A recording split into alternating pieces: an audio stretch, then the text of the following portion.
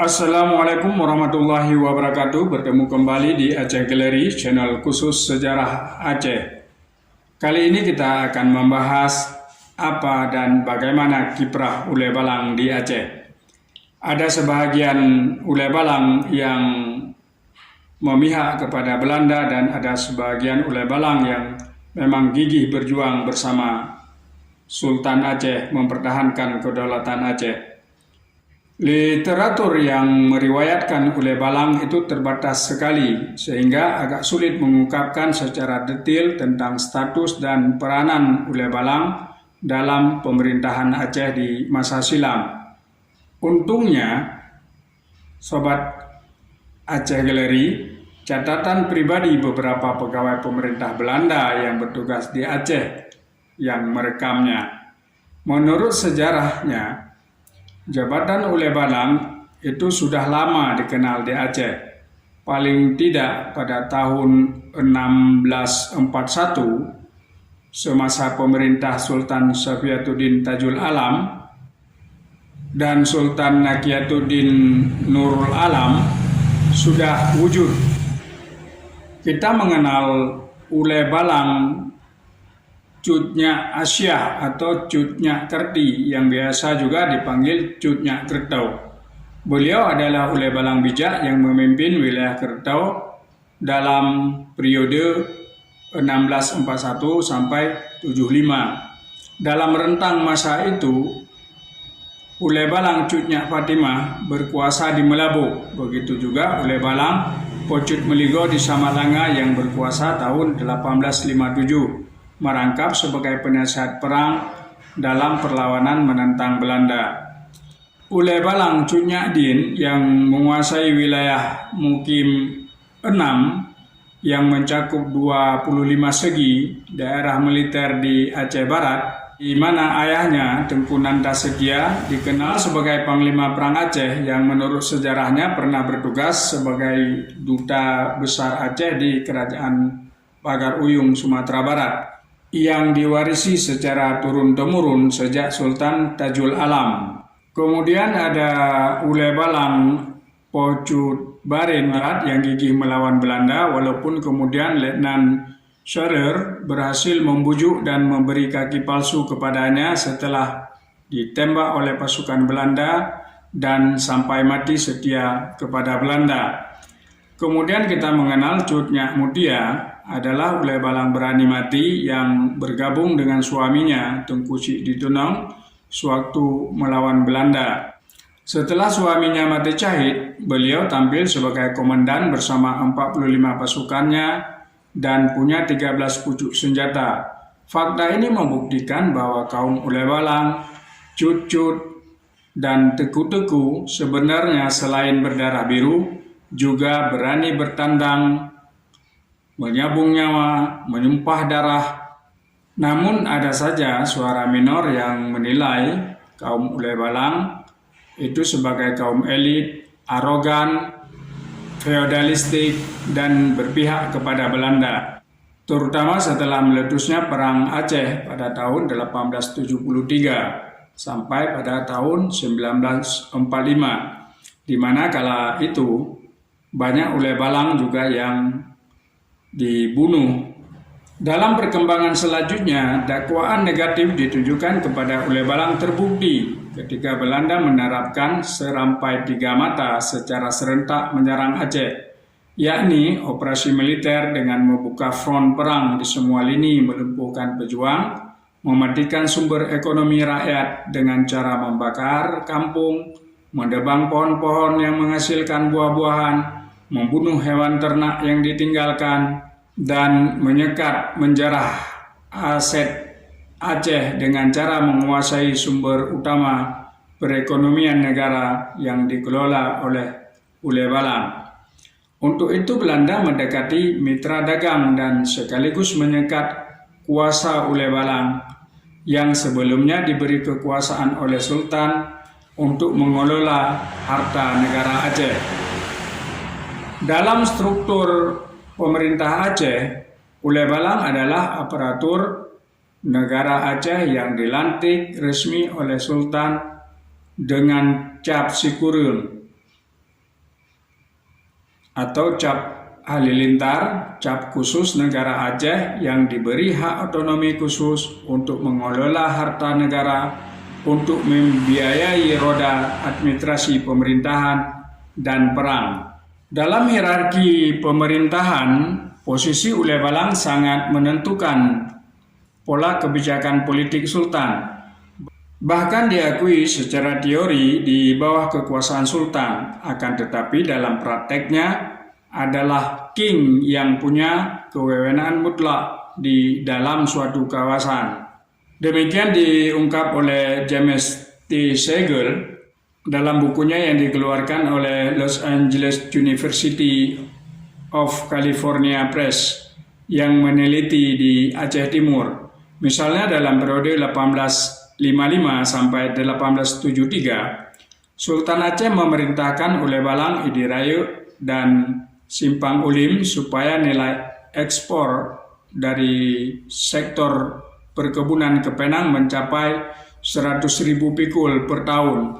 Diketahui pada tahun 1873 saja, kawasan Simpang Ulim dan Idi Rayu diperkirakan menghasil lebih dari 35.000 pikul. Juluk Rayu, Perlak, dan Pedawa Rayu mencapai 10.000 pikul per tahun. Segalanya berubah setelah Perang Aceh meletus. Beberapa Ulay Balang kini menjadi mitra Belanda yang diserahi mengelola perkebunan lada, kelapa sawit, minyak goreng, dan perusahaan lainnya. Contohnya di Aceh Timur, khususnya di wilayah Simpang Ulim yang kemudian diblokade oleh Belanda, merupakan produsen lada terbesar pada tahun 1877 yang dikelola oleh kaum Ulay Balang. Kantong-kantong perekonomian dikontrol langsung. Penerimaan dari semua sektor dibebani Belanda membayar pajak sebesar 40%.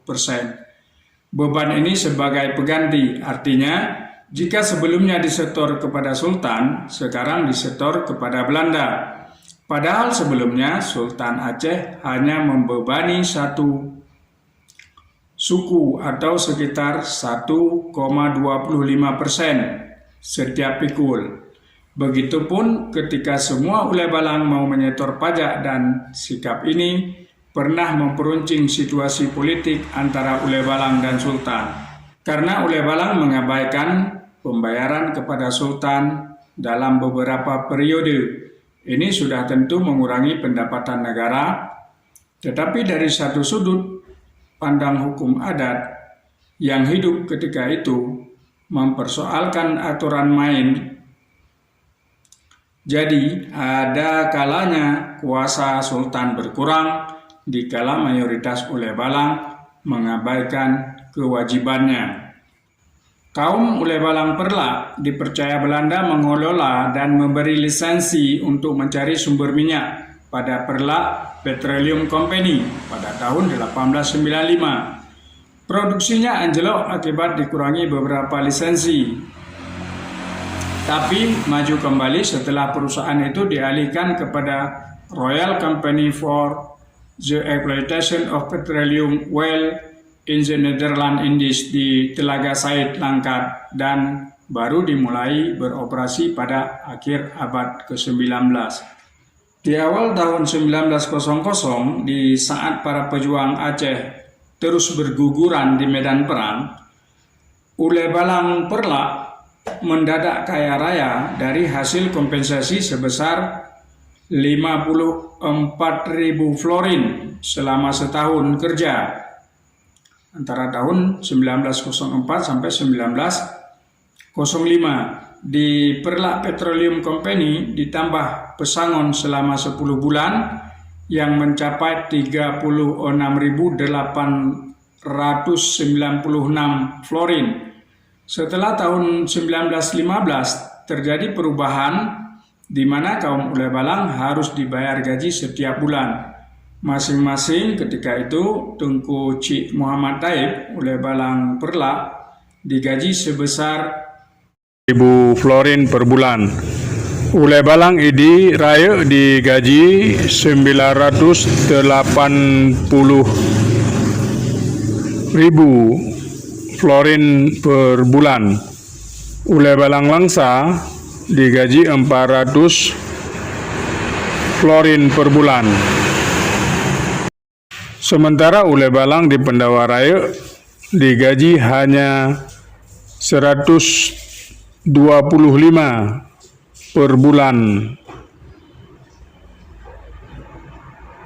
Sistem penggajian yang tidak seragam ini ditantang oleh Tengku Cik Muda Pesangan misalnya. Ia mengundurkan diri karena tidak sepakat dengan patokan Belanda. Di sini kontradiksi fakta terwujud, artinya pada saat ule balang di Aceh Timur berpesta menikmati dana kompensasi dan pesangon dari tuannya, di masa bersamaan kelompok ule balang di belahan bumi lain, Tengku Kemangan misalnya, bertarung melawan Belanda dan menewaskan Kapten Halden, komandan pasukan Belanda tahun 1905. Tengku Johan menewaskan Van der Zeep tahun 1905 juga. Tengku Tandil Bungong Talo menewaskan De Bruch di Melabuh pada tahun 1902. Tengku Cik Muhammad dan Tengku Cik Ditunong di Kertau menewaskan Steve Fars tahun 1902. Tengku Nagu bersambung dengan serdadu Belanda yang menewaskan Behren dan Molenaar.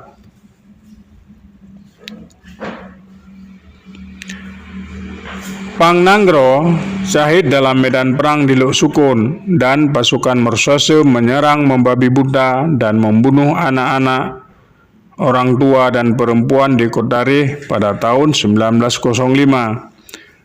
Tindakan teror, intimidasi, aniaya terjadi di mana-mana dari tahun 1920-an sampai 1942. Tidak kurang 10 kali lagi terjadi perperangan besar antara pejuang Aceh versus Belanda. Namun biarlah fakta ini tegak menjadi saksi agar semua orang tahu selintas kiprah ule balang dalam lembaran sejarah Aceh, sekaligus mengenal wajah penjajah yang telah berhasil memilah-milah, mencabik-cabik semangat, sentimen kolektif, kekuatan dan rasa keacehan, sampai kita kehilangan prestis dan tidak mampu menjawab siapa sebenar kita di depan cermin sejarah Aceh. Demikian sedikit ulasan tentang kiprah ule balang di Aceh dari zaman Kesultanan sampai datangnya Belanda. Pengkhianatan ule balang Aceh bermula dengan dilakukan pengkhianatan oleh Tengku Nek Maraksa karena kecewa terhadap Sultan, di mana wilayah dia dibagi dengan ule balang lain. Pengkhianatan Tengku Nek ini menjadi ikon daripada pengkhianatan yang dilakukan oleh ule balang lainnya seluruh Aceh, walaupun di antara mereka ada yang berjuang sampai titik darah penghabisan. Akibat dari pengkhianatan itu, pada tahun 1945 pecahlah revolusi sosial anti-feodal yang digagas oleh Pusa, di mana ketika itu dipidi hampir seluruh ule balang dibasmi sampai ke akar-akarnya. Tidak lama kemudian timbul pula gerakan Hussein Mujahid dengan TPR-nya melakukan aksi membunuh sisa-sisa ule balang, sehingga ketika itu banyak ule balang yang dibunuh dan tidak diketahui di mana kuburnya. Sejarah ini agar menjadi ikhtibar untuk kita semua, bagaimana kita bersikap terhadap rakyat agar sifat-sifat feodalistik yang dibenci oleh rakyat tidak akan ditampilkan lagi di zaman sekarang ini. Assalamualaikum warahmatullahi wabarakatuh.